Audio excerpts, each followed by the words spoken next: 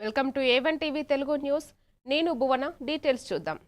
విశాఖ భీమిలి నియోజకవర్గం మధురవాడలో వైఎస్ జగన్ ఆదేశాల మేరకు నియోజకవర్గ సమన్వయకర్త మజ్జి శ్రీనివాసరావు ఆధ్వర్యంలో వెన్నుపోటుకు 2 ఏళ్లు కార్యక్రమాన్ని నిర్వహించారు. కూటమి ప్రభుత్వం ఎన్నికల హామీలను అమలు చేయలేదని ఆరోపిస్తూ వైసీపీ శ్రేణులు భారీ ర్యాలీ చేపట్టారు. పార్టీ జెండాలు చేతబట్టి నినాదాలతో హోరెత్తించిన కార్యకర్తలు సాంస్కృతిక కార్యక్రమాలు, నృత్యాలతో కార్యక్రమాన్ని ర్యాలీగా కొనసాగించారు. భీమిలి నియోజకవర్గం నుంచి పెద్ద సంఖ్యలో పార్టీ శ్రేణులు పాల్గొన్నారు.